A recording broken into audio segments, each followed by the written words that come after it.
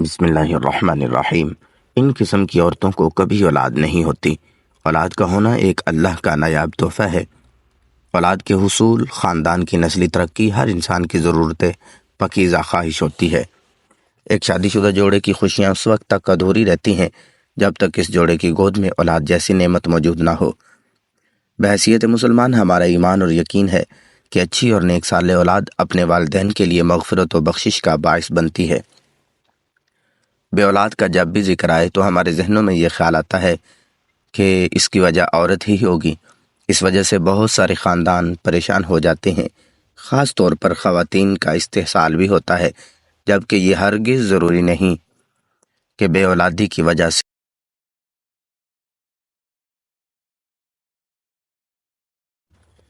ناظرین، اگر ہم اپنے معاشرے میں دیکھیں تو وہ عورت ہمیں بہت مطمئن دکھائی دیتی ہے جس کی اولاد ہوتی ہے، جبکہ اس کے مقابلے میں دوسری عورت کو دیکھا جائے جس کی اولاد نہیں ہوتی، اس کے لیے زندگی خوشگوار گزارنا ایک ناممکن سی بات دکھائی دیتی ہے۔ آج کی ویڈیو میں ہم آپ کو 7 ایسی عورتوں کے بارے میں بتائیں گے جو کہ پریوں نے حضرت سلیمان علیہ السلام کو بتایا کہ ایسی عورتیں کبھی اولاد پیدا نہیں کر سکتیں۔ جاننے کے لیے یہ ویڈیو آخر تک ضرور دیکھیے گا۔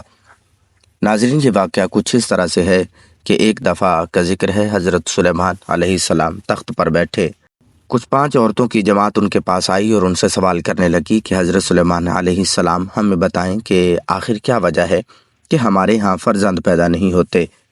انہوں نے حضرت سلیمان علیہ السلام سے یہ سوال کیا تو حضرت سلیمان علیہ السلام نے پریوں سے پوچھا کہ بتاؤ آخر کیا وجہ ہے کہ ان عورتوں کے ہاں اولاد پیدا کیوں نہیں ہوتی؟ تو پریوں نے بتایا کہ 7 طرح کی عورتوں کی کبھی اولاد نہیں ہوگی، جس میں سب سے پہلی عورت وہ ہے جس کے رحم ابھرا ہوا ہو، یعنی اس کی بچے دانی الٹ جاتی ہے، جس کی وجہ سے مادہ جگہ پر نہیں رہتا، اور ایسا ہونے کی وجہ سے اس کی اولاد نہیں ہوتی۔ اس کی نشانی یہ بتائی جاتی ہے کہ جب ہم بستری کی جاتی ہے اس دوران اس عورت کے سر میں درد ہوتا ہے، یہ ایک نشانی ہے۔ دوسری عورت جس کے رحم میں ہوا بھری ہوتی ہے، یعنی اس کا منہ اوپر سے بند ہو، اس کی علامت یہ ہے کہ جب ہم بستری کی جاتی ہے جسم میں درد ہوتی ہے اور چہرہ بھی اتر جاتا ہے۔ تیسری علامت ان عورتوں کی جن کو اولاد نہیں ہوتی وہ یہ ہے کہ ان کے رحم میں گوشت زیادہ ہوتا ہے، جس کی وجہ سے اس کا منہ بند ہو جاتا ہے۔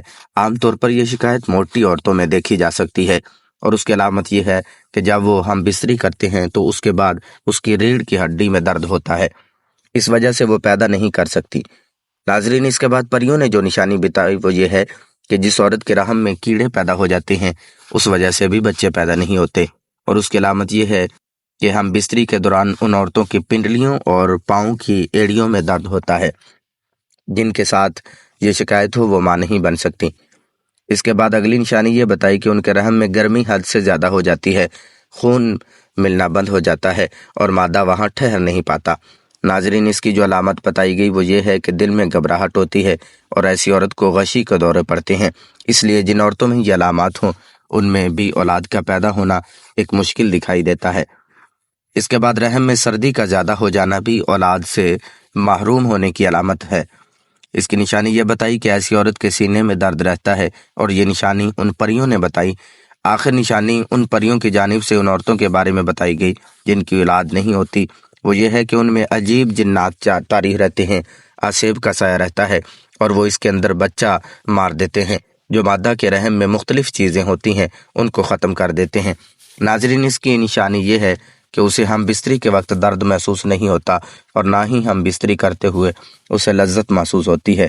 یہ وہ 7 عورتیں ہیں جن کے بارے میں حضرت سلیمان علیہ السلام کی بارگاہ میں آنے والی ان 5 عورتوں کو بتایا گیا کہ آخر ان میں اولاد کیوں نہیں ہوتی۔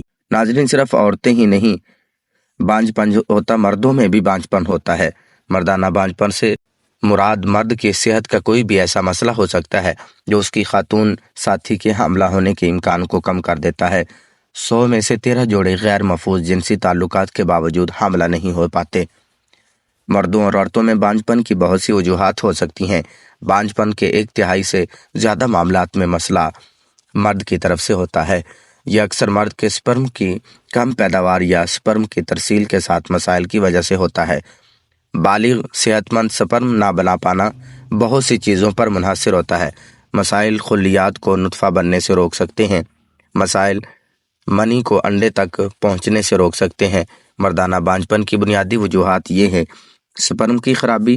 سب سے زیادہ عام مسائل میں نطفہ بنانے کے مسائل ہوتے ہیں، جیسے بعض اوقات بہت کم تعداد میں بنتا ہے یا بنتا ہی نہیں ہے۔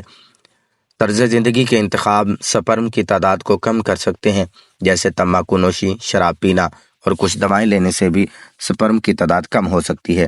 مردانہ اعضاء کی بیماری میں رگیں سوج جاتی ہیں۔ یہ بانجھ مردوں میں زیادہ عام ہوتی ہے اور خون کی مناسب نکاسی کو روک کر سپرم کی نشو و نما کو نقصان پہنچاتے ہیں۔ اندرونی انزال اس وقت ہوتا ہے جب منی جسم میں پیچھے کی طرف چلی جاتی ہے، وہ عضو تناسل سے باہر نکلنے کے بجائے آپ کے مثانے میں چلی جاتی ہے۔ ایسا اس وقت ہوتا ہے جب آپ کے مثانے کے اعضاء اور پٹھے جنسی عمل کے دوران بند نہیں ہوتے۔ منی میں نارمل سپرم ہو سکتا ہے، لیکن منی عضو تناسل سے خارج نہیں ہوتی، اس لیے یہ اندام نہانی تک نہیں پہنچ سکتی۔ یہ بیماری ادویات یا اعصابی نظام کی صحت کے مسائل کی وجہ سے بھی ہو سکتی ہے۔ علامات میں انزال کے بعد ابر آلود پیشاب اور خشک انزال ہو سکتے ہیں۔ بعض اوقات مرد کا جسم ایسے جراثیم بناتا ہے جو اس کے اپنے سپرم پر حملہ کر دیتے ہیں۔ جراثیم اکثر چوٹ، سرجری یا انفیکشن کی وجہ سے بنتی ہے۔ وہ نطفہ کو حرکت دینے عام طور پر یہ جراثیم سپرم کے ذریعے انڈے میں داخل ہونا مشکل بنا دیتے ہیں۔ ناظرین، یہ تھیں کچھ ایسی وجوہات جو بے اولادی کا باعث بنتی ہیں۔ ناظرین، ہم دیکھیں تو عورتوں کو اس حوالے سے دیکھا جاتا ہے، قصوروار ٹھہرایا جاتا ہے، جبکہ ایسا نہیں ہے۔ عورتوں کو بجائے کبھی مردوں میں بھی نقص ہوتا ہے، لیکن ہمارا معاشرہ اس چیز کو ماننے سے قاصر دکھائی دیتا ہے اور اس بات کو تسلیم نہیں کیا جاتا، جو کہ بالکل ایک غلط بات ہے۔ بے اولادوں کے لیے انتہائی مجرب وظیفہ، قرآنی وظیفہ آپ کو بتا دیتے ہیں۔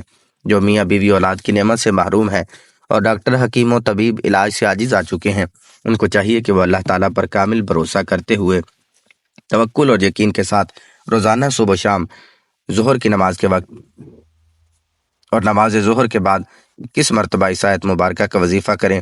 اللہ تعالیٰ اولاد صالح پیدا ہونے کے لیے اسباب عطا فرمائے گا۔ اس عمل مبارک سے پہلے اور آخر میں 11 مرتبہ درود ابراہیمی پڑھنا ہے۔ انشاءاللہ اولاد نرینہ پیدا ہوگی۔ قرآنی عمل مبارک ہے۔ قرآن حکیم کی پارہ نمبر 21 سورۃ السجدہ کی آیت نمبر 7 سے 9 ہے، جسے میاں بیوی نے پڑھنا ہے، اور جو اس مشکلات سے دوچار ہیں۔